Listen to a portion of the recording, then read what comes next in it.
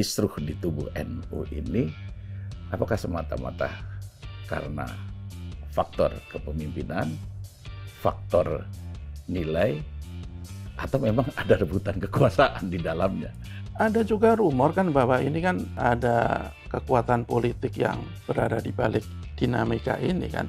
Dan kalau itu yang terjadi, ya menurut saya sih ya bukan hal yang baru, karena sebelum-sebelumnya kan juga begitu. Ketika Gus Yahya itu menjadi Ketua Umum PBNU, itu kan waktu santer dengar, itu karena keterlibatan atau campur tangan atau karena kemauan Presiden saat itu kan, Pak Jokowi kan.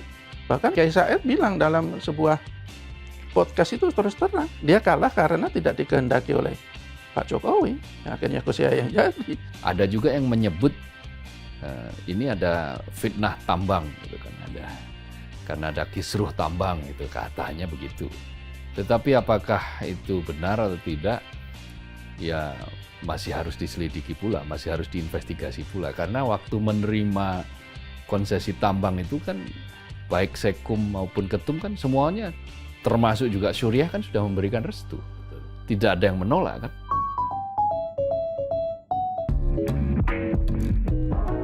Halo Sobat Media Indonesia, salam sehat dan selalu semangat.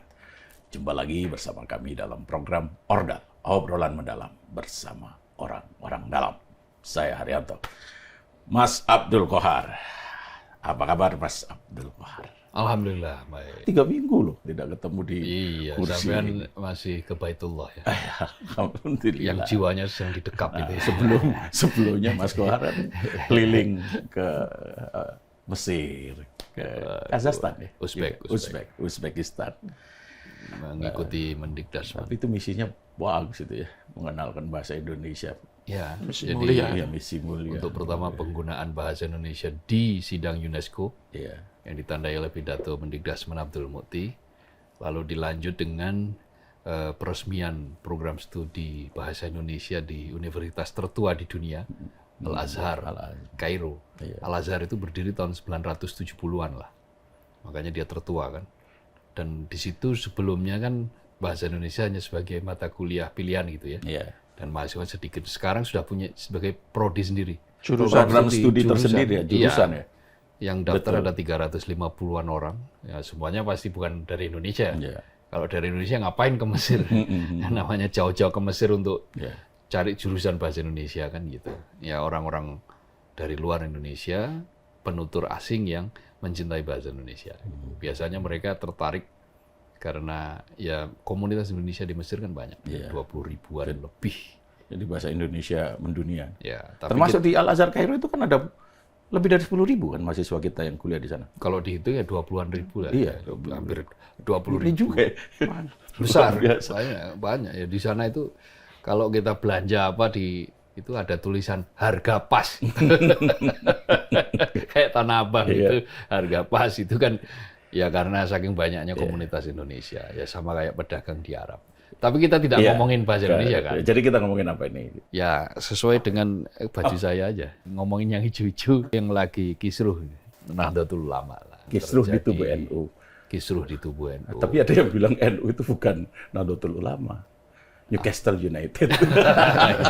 Yang kemarin baru bikin kejutan. Ya Muhammadiyah itu juga MU ya, Manchester United. Kemarin NU habis menang, membuat kejutan mengalahkan ini apa namanya Manchester City ya, 2-1 di St. James Park. Ya, tapi kita tanya beliau dulu. Siapa dulu? Mas Jaka Budi Santoso. Sehat Mas? Sehat. Jadi kita ngomongin soal NU lah ya. Boleh. Soal kisruh di tubuh NU ini kan kemarin dinamika. Ya, dinamikanya mulai memanas. Tapi kan? kalau kata si Kiai Said Agil itu kalau dinamika di MU berarti udah ruwet. Oh gitu, kalau ada banyak tuh medsos tuh dihilurin waktu dia ngasih pembicara di Jawa Timur. Kalau NU lagi berdinamika berarti ada keruwetan. Iya bisa dikatakan betul itu karena ya seorang Rois Am berdasarkan hasil rapat harian yang mengeluarkan risalah mengultimatum Ketua Umum PBNU Gus Yahya Stakuf untuk mundur dari jabatannya, diberi waktu 3 hari. Jika tidak akan diberhentikan. Kan kira-kira seperti itu hasil risalahnya kan. Ya. Nah, tetapi setelah melewati 3 hari, Gus Yahya mengabaikan ultimatum itu.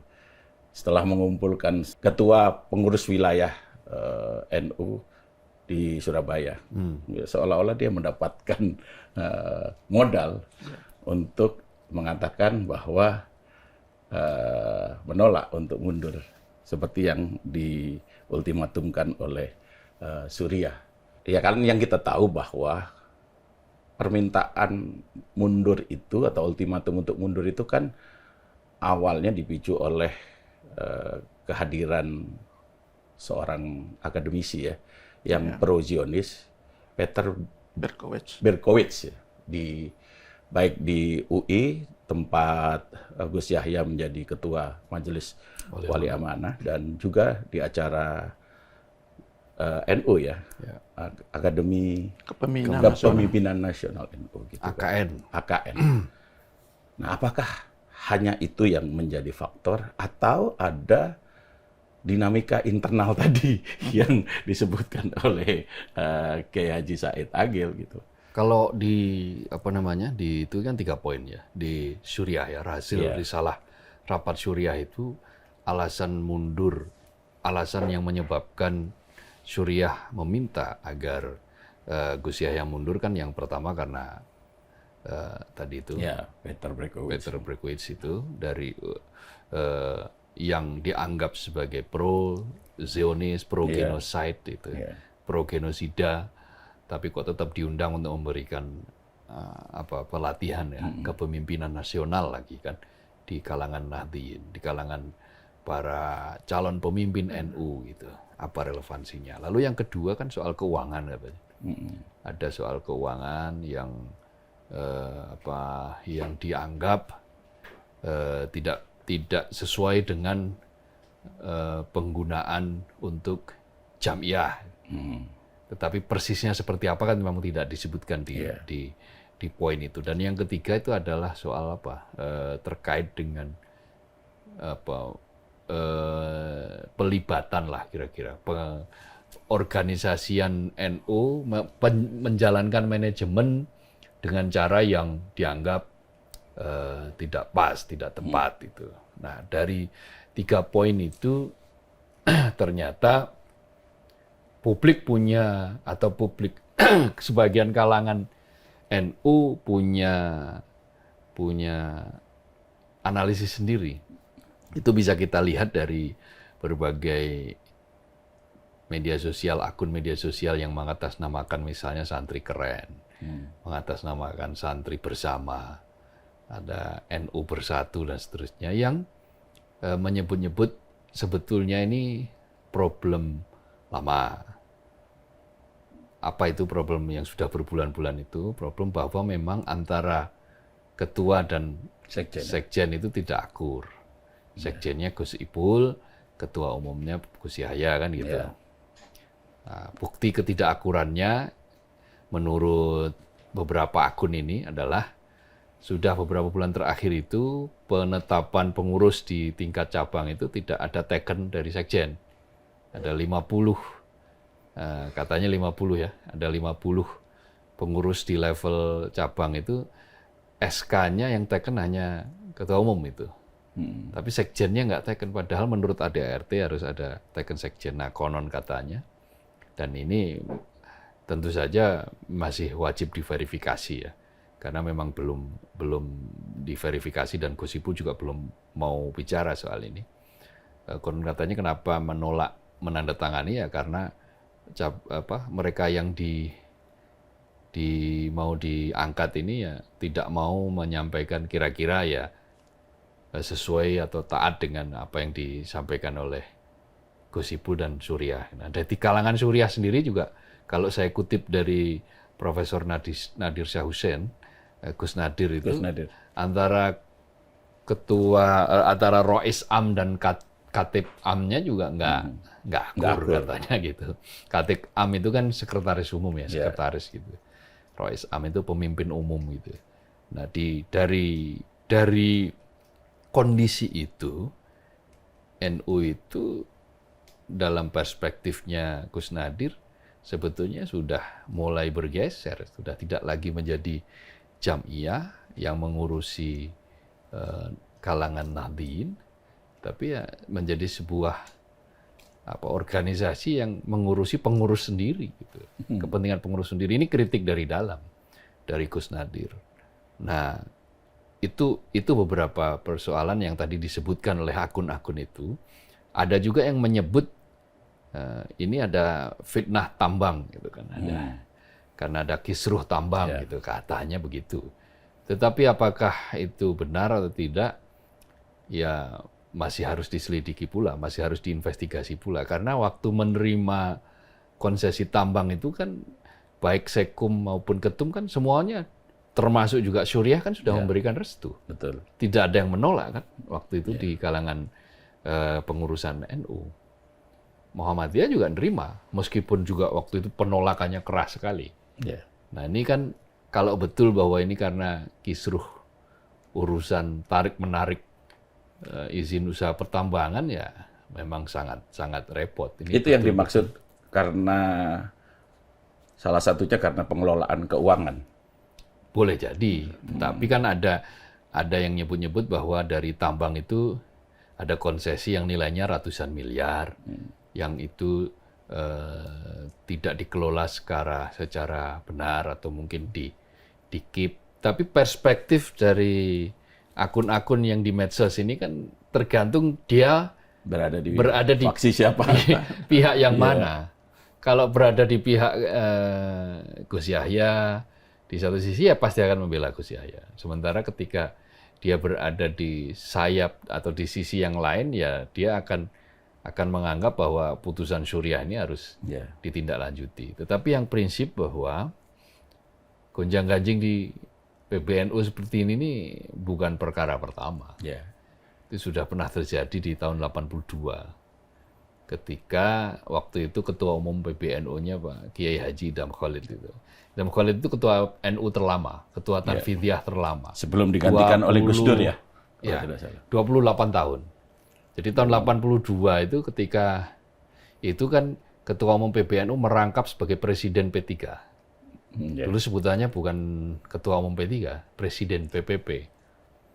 Sama kayak sekarang presiden PKS misalnya gitu-gitu ya. Presiden PPP kenapa waktu itu disebut presiden? Karena ya untuk sebagai semacam kayak kritik terhadap Orde Baru lah, terhadap ya bahwa zaman dulu yang hanya boleh disebut presiden hanya Pak Harto kan gitu.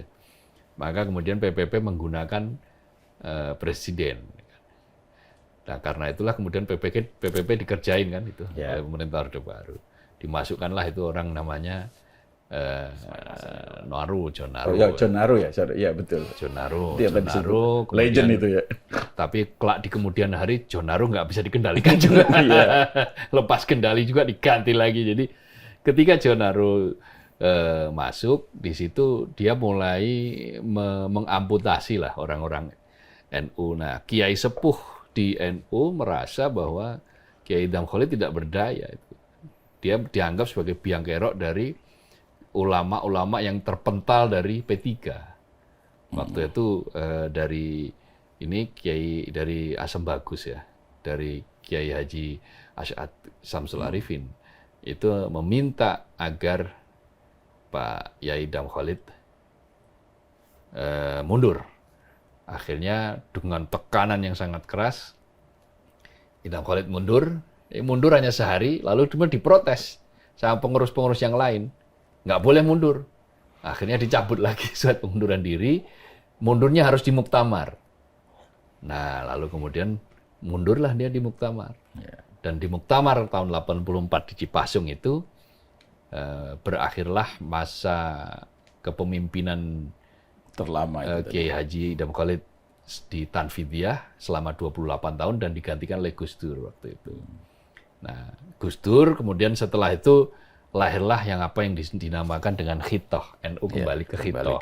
Kembali ke Khitoh itu artinya kembali ke asal muasal gerakan dari Jam'iyah, bukan lagi partai politik, gitu, nggak ngurusi partai politik. Karena pada tahun 50-an itu NU kan mendirikan partai politik sendiri dengan keluar dari Masyumi kan. keluar dari Masyumi, tahun 55 ikut pemilu, jadi pemenang ketiga kan setelah Masyumi, pertama PNI, kedua Masyumi, ketiga NU, keempat PKI kan gitu. Itu waktu itu.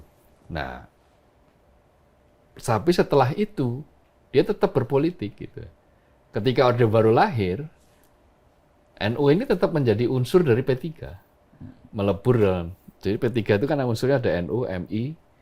MI itu Muslimin Indonesia. Muslimin Indonesia itu ya peleburan dari Parmusi dan Masyumi lah kira-kira begitu. Ada PRT, ada PSI gitu. Syarikat Islam. Syarikat ya? Islam. Bukan solidaritas. Bukan sosialis juga bukan. Ya, bukan SI bukan PSI. SI, PRT, MI dan NU gitu. NU itu sebagai faksi terbesar. Nah, di situ selalu rebutan tuh antara NU dan MI itu. Muslimin Indonesia dan NU. Nah, di tahun 82 itulah dianggap bahwa Pak Kiai Idham Khalid lemah itu sebagai representasi dari NU, makanya dipaksa untuk mundur. Tetapi ya itu tadi, akhirnya dicapai solusi, tidak jadi mundur, lalu mundurnya adalah di muktamar. Jadi ini hal yang pernah terjadi, dan ketika kisruh zaman Gus Dur kan juga ada tuh. Ya. Ketika dengan Ali Yafi ya, kalau dengan Ali Yafi, dengan kisruh dengan Pak Kiai As'ad Syamsul Arifin juga, betul. Yang sampai kemudian terjadi mufarokoh itu kan. Mufarokoh itu pemisahan diri. Nah, waktu Idham Khalid itu yang terjadi itu adalah ada sayap NU baru, NU Cipete. Ya, Darul Ma'arif itu kan NU Cipete itu. NU Cipete itu Cipete Jakarta, merujuk pada pondoknya Pak Kiai Idham Khalid. Yang mondok di situ kan ada Kiai Zainuddin MZ, almarhum Arifin Ilham itu juga dari Cipete. Jadi intinya adalah bahwa apa yang terjadi di tubuh PBNU sekarang itu sesuatu yang pernah terjadi lah. Yeah. Tapi apakah itu kemudian biasa? Ya tergantung cara pandang kita. Betul.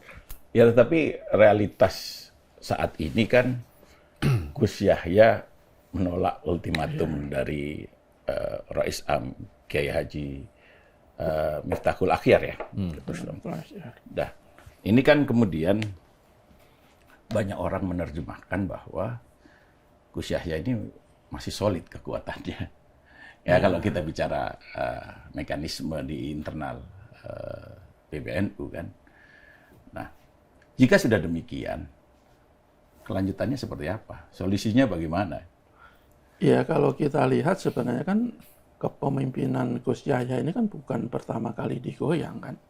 Sebelumnya kan beberapa waktu lalu kan ada beberapa daerah yang juga mulai menggalang untuk melengsarkan Gus Yahya.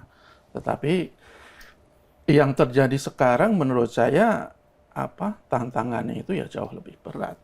Karena yang meminta agar Gus Yahya mundur atau dimundurkan katalah gitu, itu kan Majelis Suriah, Rois Am, yang kalau versinya yang agak opposite dengan Gus Yahya, sebenarnya Gus Yahya itu ya harus patuh pada kiai-kiai sepuh yang ada di Suriah itu lembaga tertinggi ya. Iya, makanya.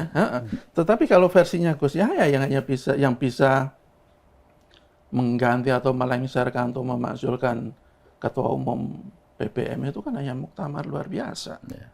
Jadi menurut saya ini akan terjadi pertentangan yang bertahan cukup lama, karena katanya kan dalam waktu dekat kan Gus Yahya juga akan segera mengumpulkan kiai-kiai sepuh, kemudian juga akan mengumpulkan pengurus-pengurus NU di daerah. Jadi menurut saya kan agak sama-sama kuat nih antara Majelis Suriah yang secara tradisional dan itu kan secara moral juga punya banyak pengaruh juga kan ke Pak Nahdian dengan organisasi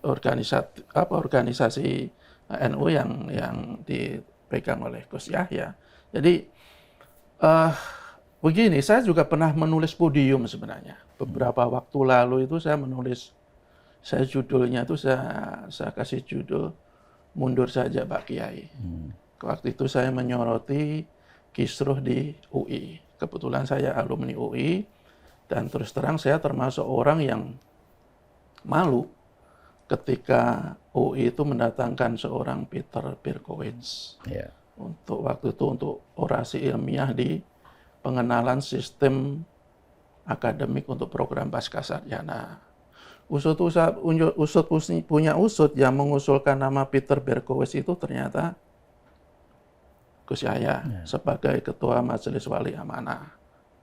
Betul bahwa UI juga sudah meminta maaf, Gus Yahya juga sudah meminta maaf, tetapi menurut saya mendatangkan Peter Berkowitz itu pengingkaran yang luar biasa terhadap sisi-sisi kemanusiaan yang mesti dijunjung tinggi oleh UI. Jadi saya waktu itu ya termasuk petisi agar Gus Yahya mundur itu saya sangat mendukung waktu itu. Karena posisi saya sebagai salah satu alumni UI. Kalau kemudian pihak Majelis Syuriah itu juga punya alasan yang sama untuk memundurkan Gus Yahya karena kedekatannya dengan Peter Berkowitz, ya menurut saya ada relasi antara pemikiran saya dengan pemikiran Majelis Syuriah. Meskipun kalau untuk ranah PM itu urusan mereka, saya kan layak masuk Suriah. saya tidak punya apa-apa. Nah, tapi begini, terus terang saya terus terang juga agak mempertanyakan pendirian atau posisi Gus Yahya terhadap kasus Israel dan Palestina ini kan. Kalau itu kemudian dijadikan salah satu alasan yang sangat kuat bagi Majelis Syuriah untuk meminta Gus Yahya mundur, kan menurut saya sudah mengingkari prinsip-prinsip NU. Kalau kita lihat sejarahnya itu betapa NU itu kan sangat dekat dengan Palestina. Saya beberapa baca literasi itu bahkan sejak tahun 1930-an atau hanya beberapa tahun sejak NU itu berdiri tahun 1926, mereka sudah berpihak sangat kuat terhadap Palestina.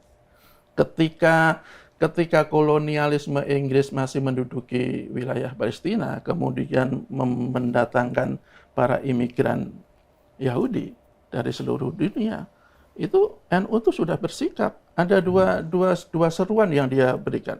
Pertama adalah meminta seluruh Nahdiyin itu melakukan Qunut Nazilah untuk mendoakan bangsa Palestina yang mulai terjajah oleh Inggris dan kedatangan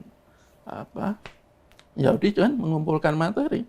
Jadi prinsipnya jelas-jelas membela Palestina. Tapi kalau kemudian Gus Yahya sebagai Ketua Umum PBNU kemudian kesannya itu dekat dengan tokoh-tokoh yang pro Israel, yaitu mungkin menjadi kejengkelan luar biasa di antara Majelis Syuriah kan.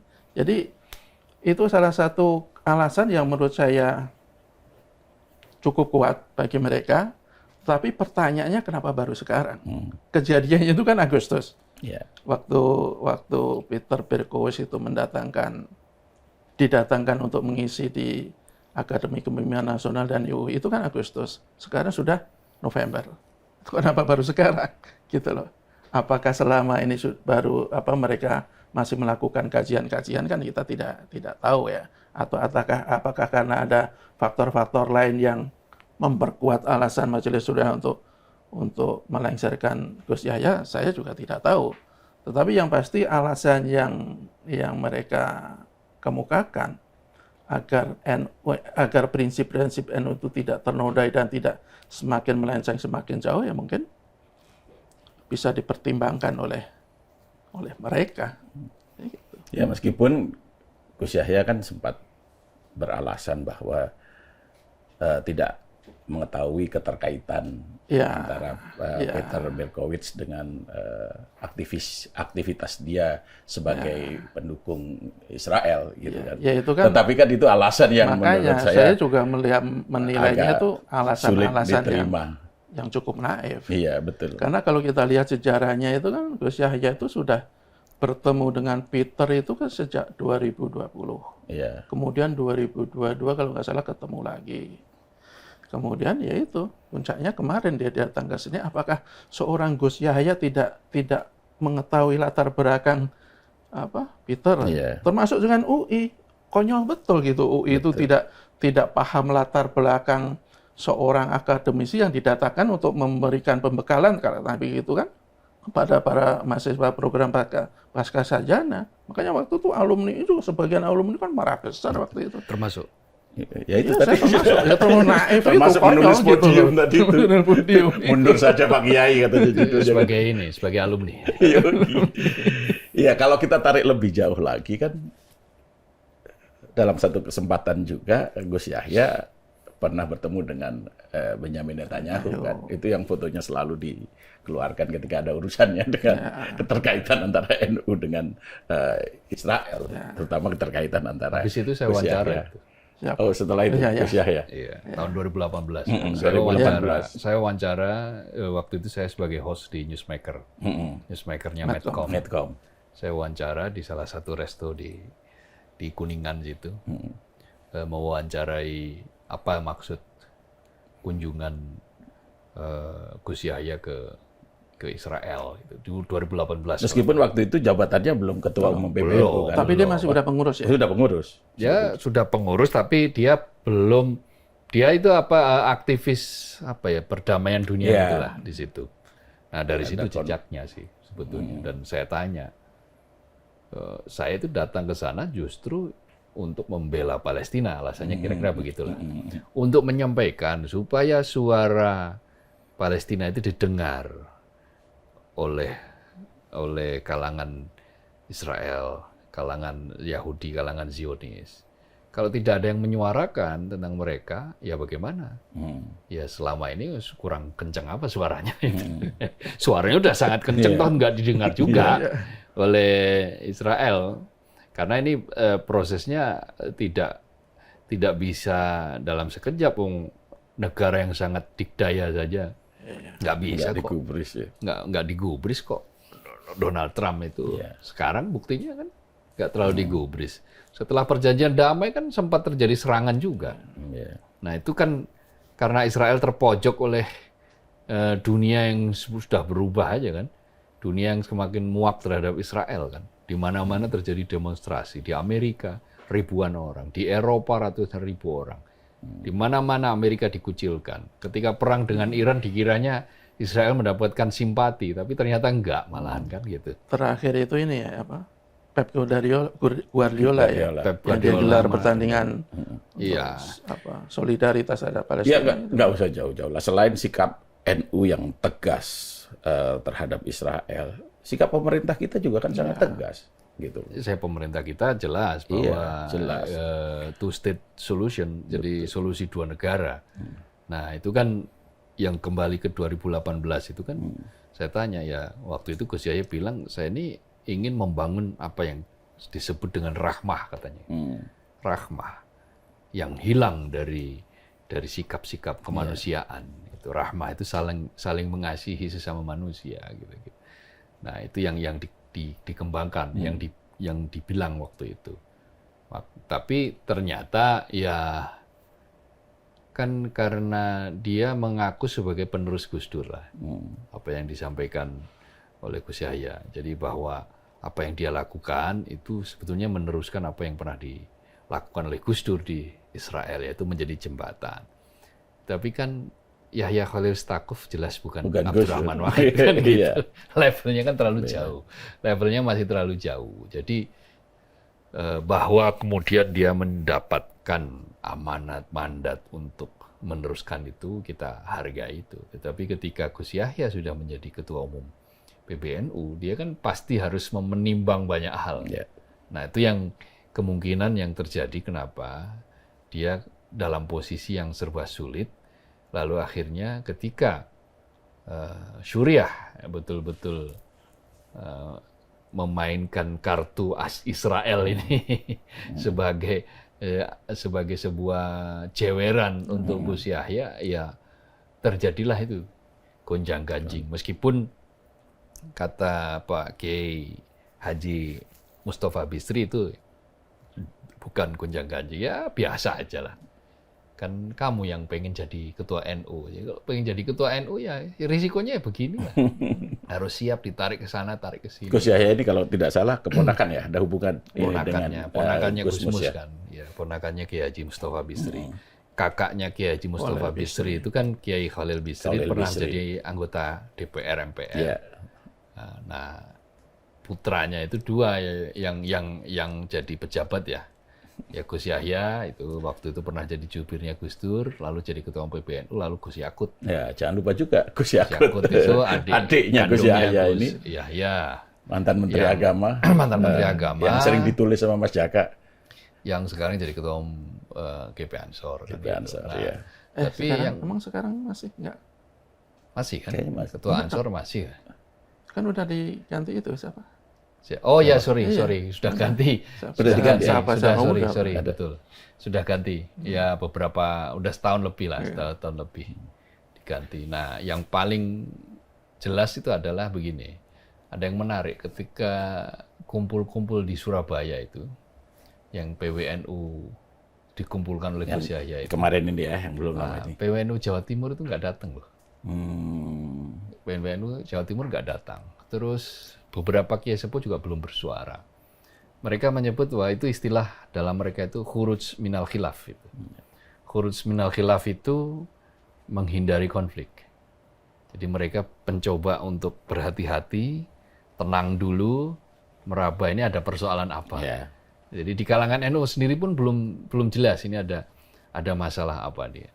Maka banyak beberapa kiai yang memilih jalan tadi itu khuruj minal khilaf itu, menjauh dari pusaran konflik.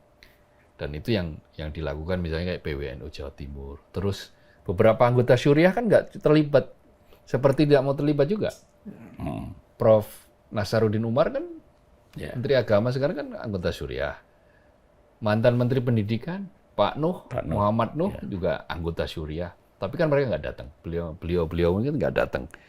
Yang datang kan 37 dari 53 kan. Ya. 60% lebih ya. 60% lebih, 69. Tetapi kan ada beberapa yang tidak datang. Boleh jadi karena tadi itu alasan menyerahkan pada Rois Amnya. Tetapi ini menjadi menarik karena sebetulnya kan antara Kiai Haji Miftahul Akhyar dengan Gus Yahya ini kan dulu satu perahu istilahnya. Satu paket yang kemudian direstui oleh muktamirin, mereka-mereka yang muktamar. Tapi kalau kemudian bersimpang jalan, nah ini kan menjadi sesuatu yang ya menarik bagi orang dari luar, tapi memprihatinkan bagi Jamiah Nahdliyin, terutama dari PBNU. Karena kehendak NU untuk maju kencang, untuk menjadi sebuah organisasi yang kuat, itu ya menjadi akhirnya tersendat-sendat. Sendat-sendat lagi karena ya tadi itu ada beberapa problem yang urusan internal yang tidak sepenuhnya selesai. Meskipun sudah mendeklar bahwa NU kembali ke khitoh sebagai jamiah, faktanya bahwa tarik-menarik politik itu masih sulit dihindari di NU itu. Jadi ternyata memang godaan politik itu memang sangat besar untuk di NU itu. Tidak bisa kita negasikan juga karena NU ini kan ormas Islam terbesar di Indonesia, bahkan mungkin di dunia barangkali ya. Karena anggota ormas Islam itu ormas keagamaan, ormas Islam. Kalau tidak salah lebih dari 100 juta loh. Iya. Iya kan? Ya itu kan 120 atau berapa? Ya, itu modal besar. Kalau kan kita... ada joke begini, kalau pengen tahu berapa jumlah NU itu, tanyalah ke Muhammadiyah. Gitu ya. Jadi kalau Muhammadiyah itu misalnya ngakunya 90 juta, ya NU berarti 180. 2 kali lipatnya.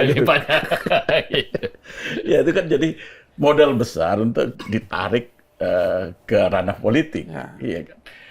Nah, akhirnya kan muncul banyak faksi di tubuh NU kan. Sekarang banyak diantaranya dari elit NU yang ada di kepengurusan PKB. Ada juga yang menjadi menteri. Banyak lah yang berlatar belakang NU kan ada beberapa yang menjadi termasuk menteri. Gus Ipul. Termasuk Gus Ipul. Tadi Prof. Nasaruddin Umar. Iya, Gus Muhaimin.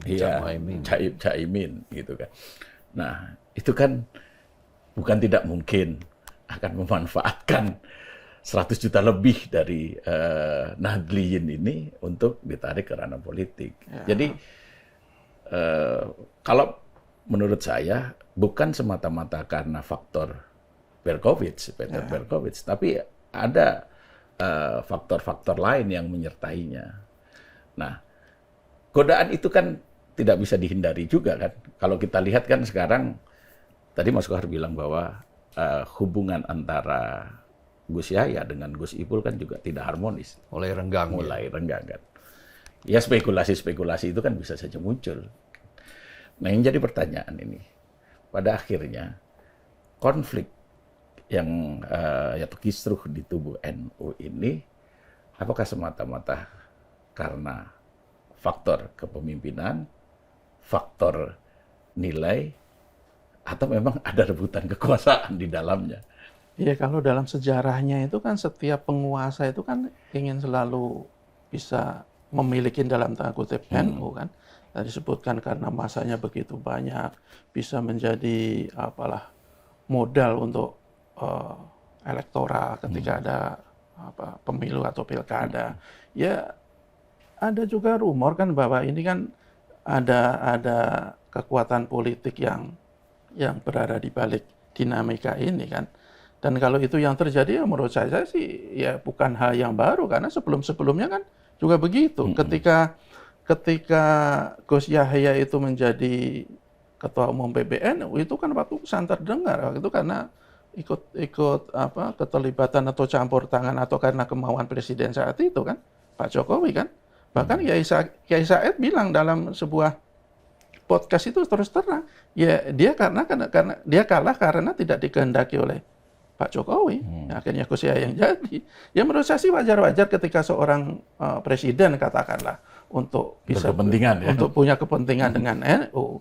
Tetapi yang pasti begini, menurut saya kok ini menjadi semacam pelajaran penting bagi setiap pemimpin NU lah, ketua umum NU, untuk tidak melupakan prinsip-prinsip yang selama ini dipegang teguh atau ditanamkan kuat oleh para pendiri NU.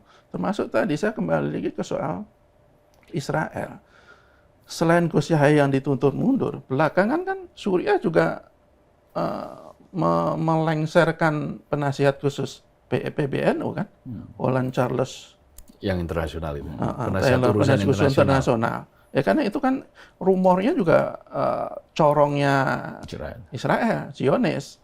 Tapi pertanyaannya, kenapa nggak dari dulu gitu loh?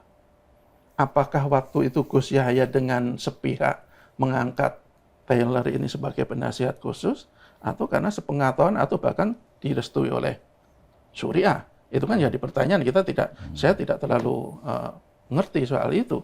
Kalau waktu itu sudah sepengetahuan Suriah, kalau kemudian sekarang dipecat karena alasannya karena ada afiliasi ke politik tertentu, ya berarti Suriah juga perlu dipertanyakan kenapa dulu merestui sekarang tidak gitu kan. Jadi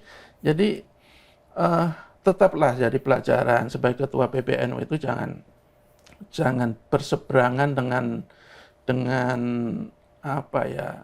pendirian banyak orang, pendirian bangsa. Israel kan kita tegas, sangat jelas dan tegas, konstitusi kita juga sangat tegas dan jelas mengamanatkan bahwa menentang segala bentuk penjajahan. Sekarang di dunia ini kan satu-satunya negara yang masih berada di bawah penjajahan itu kan Palestina. Ya. Ketika bangsa Indonesia dari dulu sampai sekarang menentang penjajahan Israel, pro dengan kemerdekaan Palestina, ya tidak selayaknya ketua umum PBNU atau orang-orang NU justru berdekatan dengan tokoh-tokoh yang memihak Israel. Kalau tadi dikatakan kan udah minta maaf itu. Ya itulah kita kadang berpikiran begini, kalau sudah minta maaf itu ya sudah selesai. Menurut saya kok Nah, terus harus gimana lagi? Dari sisi organisasi ya menurut saya tidak seperti itu gitulah. Ketika sebuah kesalahan itu dinilai sangat besar, ya tidak cukup dengan minta maaf. Ya. Sama seperti jangannya seperti ini dong. Berarti kalau nggak cuma minta maaf, mundur maksudnya gitu.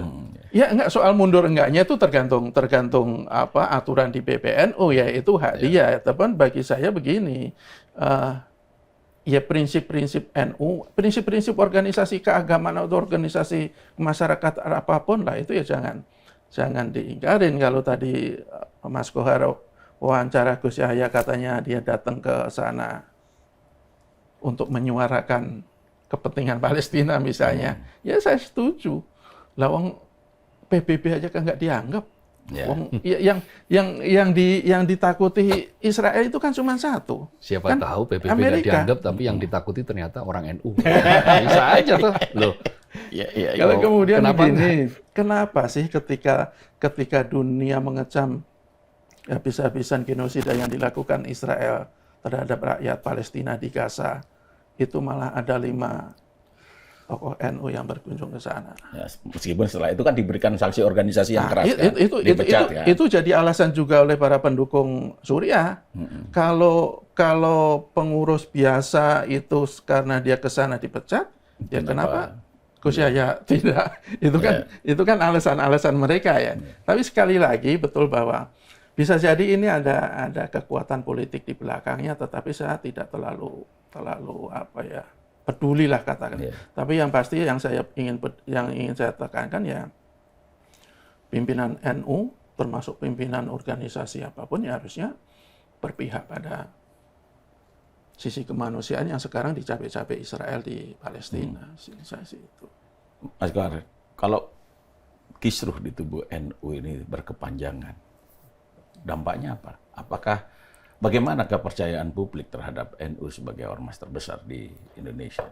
Ormas keagamaan terbesar di Indonesia. Kalau orang NU itu kan pengurusnya siapa kan nggak urus, istilahnya nggak mikir. Mereka tetap, yang penting mereka kan tetap bisa melaksanakan ritual, tetap bisa ngaji berjanjen, tetap bisa tahlilan, tetap bisa yasinan itu kan. Tetapi gini kayak yang organisasi penting kiainya tidak diusik. Ya, tapi sebetulnya kan berdirinya Nahdlatul Ulama itu kan tidak hanya untuk itu. Nahdlatul Ulama itu didirikan kan untuk salah satunya diantaranya adalah untuk meletakkan ulama itu sebagai pemandu, sebagai pemandu bagi perjalanan umat Islam dan bangsa, sehingga umat Islam dan bangsa Indonesia ini tidak kehilangan arah, tetap berada di dalam garis Ahlus Sunnah wal Jamaah gitu ya, Ahlus Sunnah wal Jamaah, An-Nahdiyah itu Ahlus Sunnah wal Jamaah An-Nahdiyah, yang memberikan penghormatan juga terhadap tradisi-tradisi yang dianut di Indonesia, yang menjunjung tinggi Islam tetapi juga mempertahankan spirit-spirit kebangsaan dan nasionalisme. Maka sebetulnya yang paling rugi kalau kemudian NU kisruh terus, ya bangsa ini juga rugi.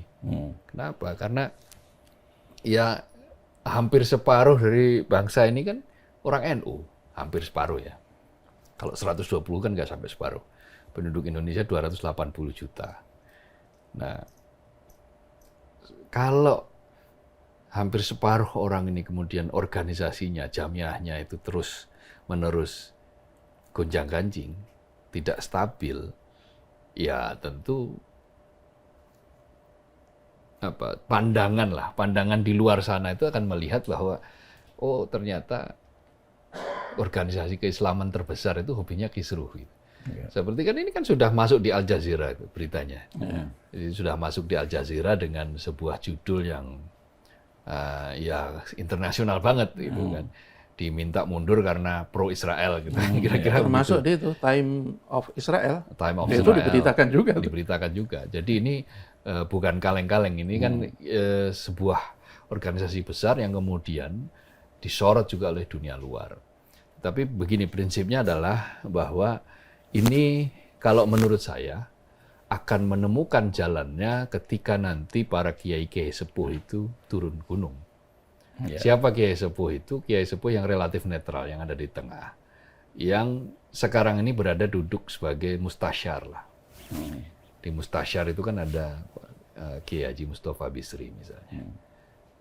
Kiai Haji Mustafa Bisri ini relatif masih didengar banyak kalangan di pengurus PBNU sekarang.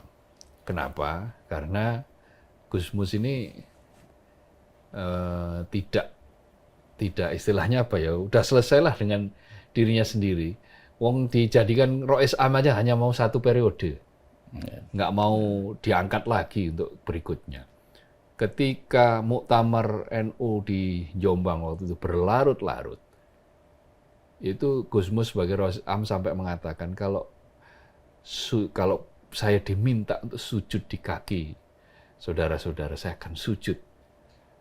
Bagaimana supaya Jamiah ini akur, supaya tidak terjadi bentrok. Kan waktu itu kan kisruh pemilihan ketua umum kan sangat-sangat hebat waktu itu juga di waktu Muktamar di Jombang. Ya. Kemudian yang bisa menyelesaikan, yang ngedem-ngedem siapa? Kiai Gus Mus, Kiai Mustafa Bisri. Nah, selalu ada sosok tokoh-tokoh yang nanti akan memainkan peran kunci. Yeah. Nah, sama ketika dulu itu kan Gus Dur kan juga mau dilengserkan oleh Abu Hasan. Yeah. Mau dijegal oleh Abu Hasan kan, waktu di Muktamar itu. Nah, Abu Hasan itu dianggap mewakili pemerintah kan, Orde Baru, tangan Orde Baru waktu itu masuk. Tapi atas dasar kekompakan dan kesolidan kiai-kiai sepuh itu kan kemudian Gus Dur tetap bertahan dan Abu Hasan kan akhirnya terpental kan. Yeah. Dan setelah itu nggak ada suaranya, Abu Hasan kayak gimana suaranya nggak ada dan Gus Dur jalan terus. Nah jadi saya kira nanti akan ada mekanisme di mana ini proses kan sudah mulai, ada tabayun, ada ya kalau memang ternyata keputusannya nanti diselesaikan via muktamar ya tunggu aja sampai tahun 2027. Ya bagi Gus Yahya ya ini jeweran lah, jeweran yang penting. Kan masa hikmatnya, masa baktinya kan 2022 sampai 2027. Dan saya kok yakin di NU itu prinsip yang dipegang teguh itu kan darul mafasid muqaddam ala jalbil masolih. Apa itu? Nah, ya, saya nunggu pertanyaan apa itu. Harus diterjemahkan. Jadi menolak mudarat itu harus didahulukan ketimbang mengambil manfaat. Jadi harus ditolak dulu kalau ini menghasilkan mudarat. Kalau misalnya katakanlah ini, perintah mundur Gus Yahya itu menghasilkan mudarat, ya berarti harus dikesampingkan. Atau kalau ternyata kengeyelan Gus Yahya itu mudarat, ya berarti harus dikesampingkan. Jadi pokoknya prinsipnya menolak mudarat itu harus diletakkan di depan, didahulukan ketimbang ala jalbil masolih tadi itu, ketimbang mengambil manfaat, maslahat. Saya minta penjelasan karena kita tahunya anadofatu minal iman. Bukan, gampang aja. Sama gitu. Kalau halul khotawan nisa. Kalau nyebutnya Nahdiyin masih Nahdliyin ya, itu berarti ya pasti nggak tahu.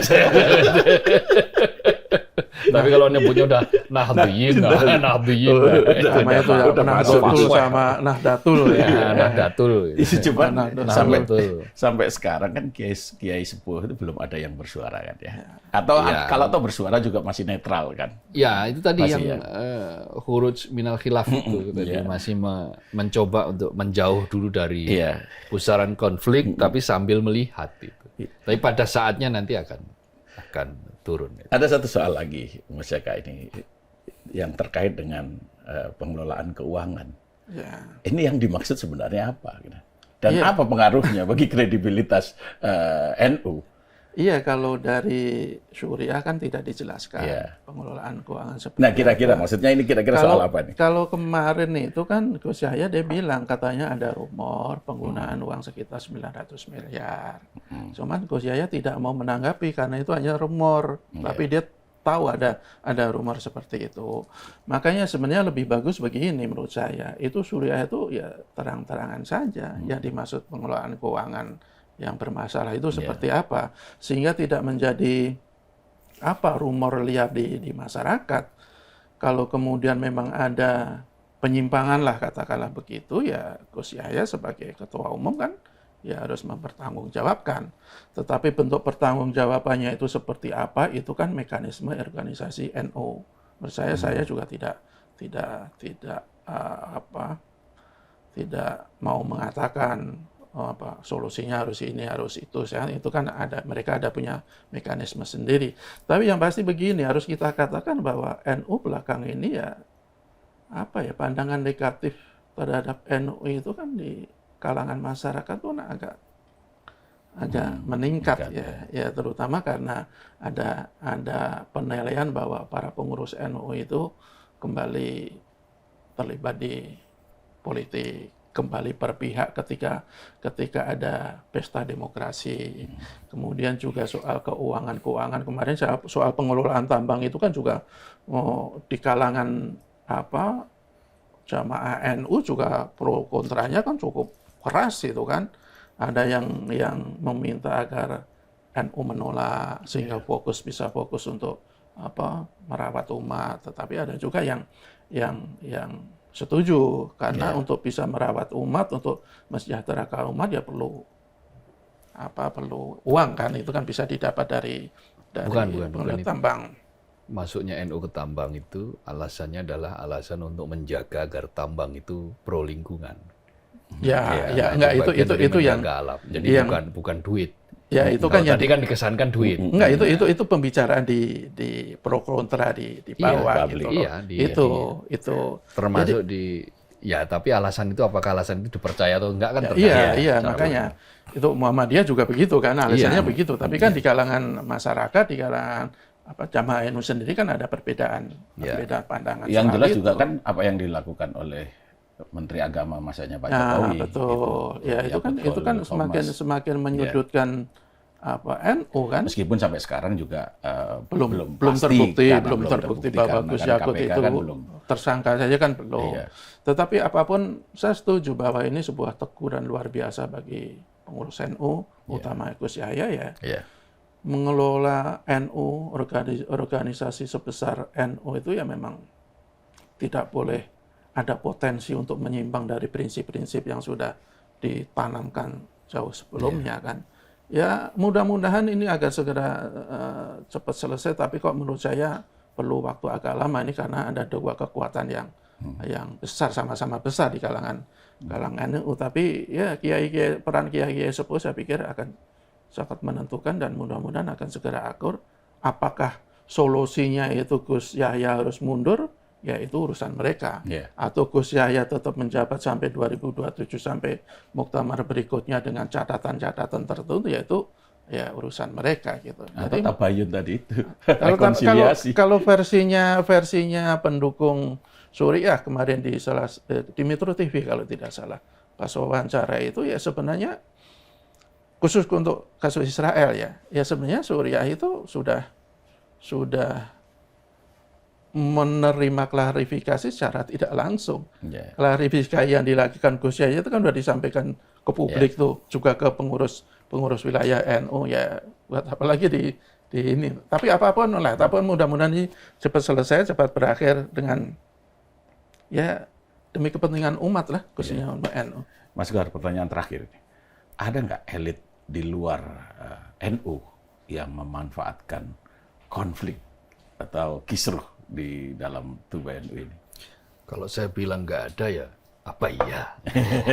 Kalau saya bilang nggak ada, semua orang nggak percaya kan? Apa iya sebuah organisasi dengan jumlah jamiah 120 juta lebih mungkin tidak menggiurkan untuk diobok-obok itu agak sulit ya bagi nalar umum dari publik. Tapi sebetulnya tergantung bagaimana person-person yang mengurusi NU ini, apakah dia tersedia atau menyediakan diri untuk diobok-obok atau menolak sama sekali dari proses-proses itu, atau malah menyodorkan untuk diobok-obok. Nah itu kan ada banyak pilihan. Kalau Gus Dur kan waktu itu kan jelas menolak untuk diobok-obok, menolak, bahkan membuat istilah kiai kampung ya sebagai katup pengaman kan di situ, dan kemudian bergerak bersama suara dari bawah ya, lalu akhirnya PBNU kuat dan pihak dari luar yang mau mengobok-obok ini gagal. Tapi kan ada fase di mana ketika NU merasa kok ini jaraknya dengan kekuasaan kok agak terlalu jauh. Nah, bagaimana caranya mendekat? Itu ada pada fase-fase seperti itu. Jadi relasi NU dan kuasa itu kan selalu selalu ada dan bakal terjadi dalam setiap fase dan setiap periode. Karena apa ya? Karena memang jumlah NU yang sangat besar dan pengalaman NU di bidang politik. NU ini kan keterlibatan di bidang politik kan bukan hanya hari ini saja. Sejak Indonesia merdeka itu sudah, sejak berdiri malah, itu kan sudah terlibat. Mereka-mereka yang duduk di panitia persiapan kemerdekaan ini, BPUPKI lah, Badan Pelidik Usaha Persiapan Kemerdekaan Republik Indonesia, itu kan yang merumuskan Pancasila itu kan ada dari NU, ada dari Muhammadiyah, ada Kiai Haji Wahid Hasyim, putranya Kiai Hadratus Syekh Hasyim Asy'ari, ada Ki Bagus Hadikusumo yang mewakili Muhammadiyah, ada Kiai Haji Agus Salim, ada macam-macam banyak tokoh, dan peran kesejarahan itu berlanjut lagi kan dalam sebuah perjuangan yang disebut sebagai resolusi jihad itu. Ketika fatwa dari petinggi NU waktu itu, Kiai NU waktu itu, untuk berjihad melawan Belanda untuk mempertahankan kemerdekaan. Itulah yang kemudian diganjar dengan Hari Santri itu. Jadi peran-peran kesejarahan itu sangat besar dan anggotanya juga sangat besar, maka mustahil apabila, ya bukan mustahil lah, agak susah untuk mengatakan bahwa itu tidak ada unsur dari luar. Termasuk dalam kisruh seperti ini. Jadi pertanyaannya bukan apakah dari pihak dari luar atau enggak. Pertanyaannya adalah sekuat apa NU sekarang, orang-orang NU sekarang itu menghadapi intervensi dari luar. Dan bagaimana caranya, itu juga sesuatu yang penting. Mungkin kalau ternyata ini nggak kuat, ya berarti belum ada lagi sosok sekaliber Gus Dur yang sekarang mampu menjadi sebuah simbol ya, simbol dari kekuatan NU sebagai sebuah jamiah, itu organisasi. Meskipun ya di Muhammadiyah kan kita tahu juga ormas yang besar juga. Betul. Gitu. Kulturnya berbeda sih. Dinamika internalnya adem-adem aja lah. Iya, karena memang di Muhammadiyah itu kulturnya berbeda. Pak AR itu, AR Fahrudin itu sampai bosen jadi ketua umum. Mau lengser malah nggak boleh. Nggak ada yang berani menggantikan Pak AR. Buya Syafi'i Ma'arif, almarhum itu hanya mau jadi ketua umum 1 periode saja. Setelah itu nggak mau. Pak Haidar Nasir juga, ya monggo silakan yang mau ya. Tetapi kecuali waktu itu Pak Amin Rais ya. Pak Amin Rais memang sempat bersitegang juga karena sikap kritisnya waktu itu. Jadi ini ada dua kultur yang berbeda lah. Ada dua ini yang berbeda, yang memang saya kira boleh salah satu melihat yang lain, tetapi memang tidak selalu sejarahnya sama. Muhammadiyah itu tidak pernah menjadi partai politik. Bahwa Muhammadiyah mengendorse Masyumi, tokoh-tokohnya masuk ke Masyumi, seperti kayak Buya Hamka, kemudian Ki Bagus, Kasman Singodimedjo, Lion on the Table, pahlawan itu. Yang itu partainya Masyumi, tetapi ketika masuk ke dalam Masyumi, dia harus menanggalkan baju Muhammadiyah dalam konteks organisasi. Jadi relatif memang sudah lebih mapan secara organisasi, karena memang yang lebih tua kan, lahir tahun 1912, sudah 113 tahun. Sementara NU kan 26, jadi dari 12 ke 26 lah, kira-kira berarti 24. Kan ya beda 14 tahun kan. Tapi itu kan sesuatu juga. Jadi kematangan ini tentu saja bisa berbeda. Tetapi kalau NU mau mengikuti gaya Muhammadiyah ya bagus-bagus juga. Supaya aman, tentram, damai, sejahtera, sejuk. Kalaupun ada gejolak, Muhammadiyah itu jarang yang sampai kemudian meletup. Betul. Kemarin terakhir ada gejolak lagi sebetulnya. Di tubuh Muhammadiyah. Ya, terkait dengan persetujuan Muhammadiyah Pak Harto sebagai pahlawan itu kan sempat ada yang rame itu. Saya menerima WA dari aktivis Muhammadiyah. Salah satunya menolak kan ya? Siapa sih? Kecewa itu. Usman Hamid. Usman Hamid wajar lah kalau ini. Tapi secara umum kan akhirnya menerima tetap. Kalau sudah menjadi konsensus, ya biasanya mereka tidak terlalu berlama-lama lah memelihara bara gitu. Di Muhammadiyah itu gitu. Nah, harapannya NU juga begitu. Mas Jaka, ada bro yang mau disampaikan? Cukup ya? Jadi ya kita sama-sama berharap semoga konflik di tubuh NU ini segera amin. berakhir. Ingatlah kan? Pokoknya Apa ingat? Apa yang saya tadi bilang? Apa itu? Kembali ke usul fikih tadi. itu Darul dia. mafasid muqaddam ala Muqaddam ala jalbil masalih. jalbil masalih. Ya, semoga semuanya menjadi baik-baik saja. Apapun karena kita punya harapan besar terhadap NU sebagai ormas terbesar di Indonesia kan. Ya. Gitu. Baik, Sobat Media Indonesia. Demikian perbincangan kami. Semoga bermanfaat. Salam sehat.